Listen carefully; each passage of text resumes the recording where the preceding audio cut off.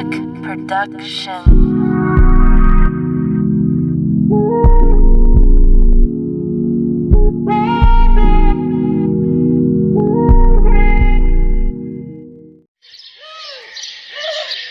लता की आदत थी कि वो हमेशा दिन में रोटी बनाती और रात में चावल।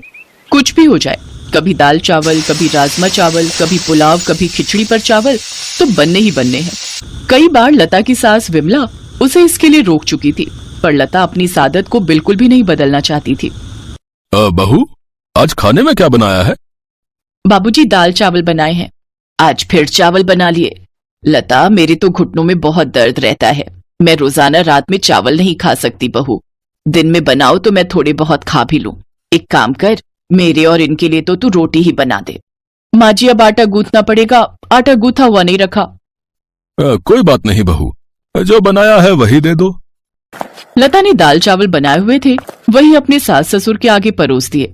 एक काम करो, मैं तुम्हें 2 रोटी का आटा गूंथ कर रोटी सेक देती हूँ। अरे नहीं नहीं विमला, कोई बात नहीं, मैं दाल चावल खा लूंगा।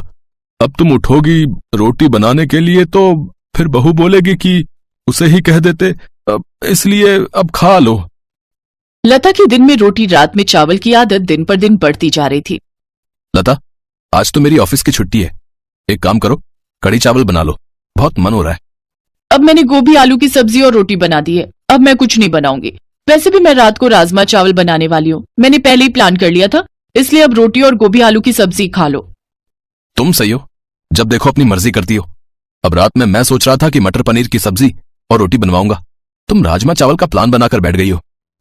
अरे तो क्या हुआ, तुम तो जानते हो ना मैं दिन में चावल नहीं बनाती हूँ, रात में थकी हुई होती हूँ, इसीलिए मैं रात को ही चावल बनाती हूँ। मेरे से नहीं बनती रात में रोटियां। अच्छा ठीक है, जो मन में आए वो करो। मैं माँ को डॉक्टर के पास ले जा रहा हूँ, बोल रही हैं कुछ दिनों से घुटनों में बहुत दर्द है। विमला की तबीयत ठीक नहीं थी, इसीलिए बेटा अभिनव उसे डॉक्टर के पास ले जाता है। देखिए माताजी, उड़द की दाल, भिंडी, चावल, दही वगैरह और ठंडी चीजें आपको कुछ समय के लिए बंद करनी होंगी। डॉक्टर साहब, मैं तो कोई ठंडी चीज लेती ही नहीं हूँ। ये बच्चे कई बार कहते हैं कि ठंडा आइसक्रीम और ठंडा दूध वगैरह ले लो। मैं तो दही भी बहुत कम खाती हूँ क्योंकि मेरे घुटनों में दर्द हो जाता है। डॉक्टर साहब, और कुछ खाने का परहेज? बस इन्हीं बातों का ध्यान रखें और समय पर दवाई लें। विमला अभिनव के साथ घर आ जाती है। लता, डॉक्टर ने माँ को कुछ चीजें खाने के लिए मना किया है, जिनमें से चावल भी हैं। तुम ये जो रोज चावल बना देती हो ना रात में, वो माँ को बहुत नुकसान करते हैं, इसलिए अब माँ के लिए रोटी बना दिया करो। ठीक है, बना दूंगी, पर आज खाना बन चुका है। तो कोई बात नहीं, माँ के लिए रोटी बना दो, और एक काम करो, बाबूजी के लिए भी बनाई दो। बस काम पर काम बढ़ा देते हो। लता गुस्से में रसोई में जाती है तो वो देखती है कि उसकी सास रसोई में रोटी सेक रही है। अरे, मैं बना तो रही थी, आप क्यों खड़ी हो गई? अब ये देखेंगे आपको रोटी बनाते हुए तो मुझ पर गुस्सा करेंगे। कोई बात नहीं बहू, तुम भी तो पूरा दिन काम करके थक जाती हो, 2-4 रोटी ही तो सेकनी है, उसमें देर नहीं लगती। तुम्हारे लिए बनाऊं, तुम खाओगी? नहीं नहीं, मुझे नहीं खानी, आप अपने लिए और बाबूजी के लिए बना लो, मैं तो चावल ही खाऊंगी। अपना खाना डालकर रसोई से चली जाती है। लता ने अपनी आदत को फिर भी नहीं छोड़ा। दिन में रोटी सब्जी बन जाती तो वो रात में चावल बना लेती। जब उसने देखा कि उसके सास ससुर को तो रोटी ही खानी है, तो उसने अब दिन में ज्यादा रोटी बनानी शुरू कर दी, ताकि रात को उसे फिर से रोटी ना बनानी पड़े और वो चावल खाकर ही रह जाए। माँ जी, रोटी मैंने दोपहर में ही ज्यादा बना दी थी। मुझे पता था आप और बाबूजी रात को रोटी खाते हो, इसलिए मैंने सोच लिया है अब मैं आप लोगों की रोटी दोपहर में ही बना दिया करूंगी। पर बहू, वो तो ठंडी हो गई होगी। अब अरे विमला, कोई बात नहीं, ठंडी है तो उन्हें तवे पर गर्म कर लो, तुमने और मैंने ही तो खानी है। जाओ बहू, तुम अपना खाना खा लो। लता अपने कमरे में चली जाती है। उसके सास ससुर दोपहर की रोटी ही खा लेते हैं।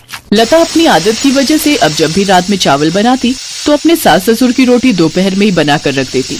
एक दिन लता अपने कमरे में स्टूल पर चढ़कर ऊपर की अलमारी से कुछ ढूंढ रही थी। कहाँ रख दिया मैंने अपना नया पर्स? यहीं ऊपर अलमारी में ही तो रखा था। भाभी, आराम से, मेज गिर जाएगा, रुको मैं आती हूँ। जितनी देर में काम वाली दौड़ कर जाती, इतनी देर में लता मेज से नीचे गिर चुकी। लता की चीख निकल गई। अभिनव और विमला लता को डॉक्टर के पास ले गए। लता की रीढ़ की हड्डी का मांस फट गया, जिस कारण लता को कुछ दिनों का बेड रेस्ट हो गया। माँ, ये लता की सारी दवाइयाँ अभी अगले हफ्ते बुलाया डॉक्टर ने। बेटा, घबराने की तो कोई बात नहीं है ना? डॉक्टर क्या कह रहा है? पापा, रीढ़ की हड्डी का मांस फट गया है, इसलिए कुछ दिन ठीक होने में लगेंगे, लेकिन लता को पूरा बेड रेस्ट करना होगा। कमर में बहुत दर्द हो रहा है। अरे मेरी बहू तो बहुत बहादुर है, देखना तुम बहुत जल्दी ठीक हो जाओगी। मैं तुम्हें ताकत की बहुत अच्छी अच्छी चीजें बनाकर दूंगी जिससे तुम्हें आराम मिलेगा। लता की कमर में दर्द था और ये बात उसकी सास और बाकी परिवार के लोग भी समझ पा रहे थे। सब लता को बहुत हिम्मत देते हैं। लता की सास विमला अपनी बहू की बहुत देखभाल करती है। लता देखती है कि उसकी सास बिल्कुल उसकी सगी माँ की तरह उसकी देखभाल कर रही है। उसे अपने ऊपर बहुत पछतावा होता है कि एक तरफ वो अपने सास ससुर के लिए 2 रोटी बनाने में कितना हिचकिचाती थी और उन्हें दोपहर की ठंडी रोटियां दे देती थी, सिर्फ इसलिए क्योंकि रात में उसे सिर्फ चावल बनाना और खाना पसंद था। उसने अपने सास ससुर की उम्र का लिहाज भी नहीं किया। लता को अपनी गलती का एहसास होता है और कुछ दिनों बाद जब वो ठीक हो जाती है तो वो अपनी गलती को सुधार लेती है। वो जब भी रात में चावल बनाती तो थोड़ी रोटियां भी बना देती ताकि उसके सास ससुर अगर चावल नहीं खाना चाहते तो वो गरम गरम रोटी खा सके।